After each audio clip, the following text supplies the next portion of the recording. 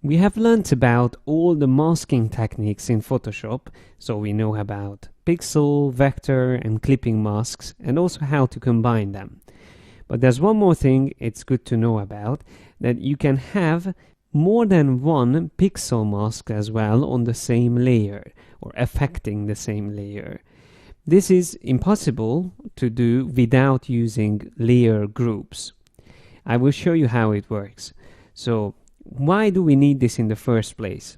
Let's just say I would like to separate this glass from its background, but I would like to also give the transparency feel to it to make it even more realistic. So let me show you quickly what I mean. If I select the Magic Wand tool and I click on the white background, that will create a really good selection of the background. Then I can click on the mask icon to create a mask from that selection. Just like before, I'm going to click on invert. Now you can see a couple of issues here. Here at the bottom I can see, because it was a very bright part of the glass, we will have to draw over it with the brush tool. I am going to set my brush up and use white as the color because I would like to show this part. And then I zoom out and I can see here on the edge I have also a problem. Let me just select this part here and fill that in with black. And because that was my background color at the moment, I just pressed Command Backspace, so Control Backspace on PC. So now we have a much better selection, but still it's not really realistic because we see the white background still here in the transparent parts of the glass. So what can we do? The best would be to use a new mask which will handle the transparency. To be able to add a new mask, we will have to do something because we can only add another vector mask. Now, that is good as well, but in this case, I would like to use pixel masks. So, if I create a new group for this layer, which is very simple, just simply press Command G or Control G on PC, which will create a group and place the selected layer inside that group. So now we have the layer with the pixel mask, and I would like to add another mask on this group. First, I am going to create another selection using the Magic Wand tool, and I am going to select this part, or actually I'm going to use the Quick Selection tool, which will be even better, and I select the whole part on the top. So using the Quick Selection tool, I made a selection, and then I click on Add a Mask. Now this mask will show only this part and hide everything else. That's not what I wanted to do. I would like to invert this and hide the selected part and show everything else. What we can do now is, because we still want to see this area, to reduce the density of the mask.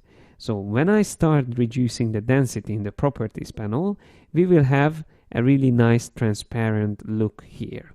Okay, so we already see the background. If I use the move tool and move it around, you can see that it's a see-through area or transparent area now. What we can also do is to create another group from this group. So I press Command G again, and that will be able to hold the third pixel mask for the same layer. So once again, let me use now, probably the Magic Wand will be better. And I just make a selection here on the top of this part, and I create another mask, again invert it, and then reduce the density. The reason why I'm doing this is because if you imagine that there is the part where we see two layers of glass, that will be a bit less transparent than this part where we see only one layer of glass.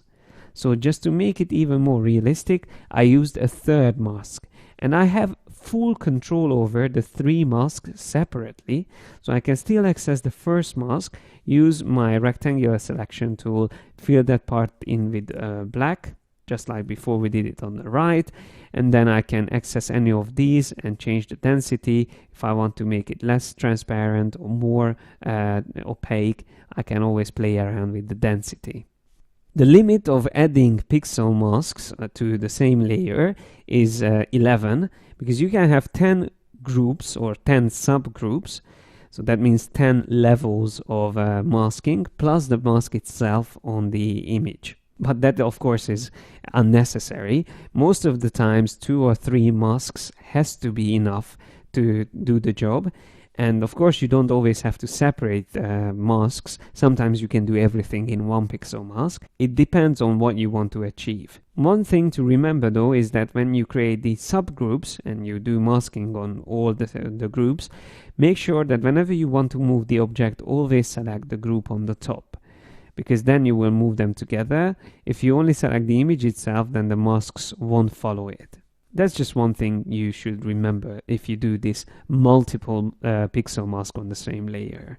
And that's all what I wanted to show you in Photoshop. So now you know everything about masking. It's only time to practice it now. But in the next videos, I'm going to also show you how to do masking in Illustrator and in InDesign.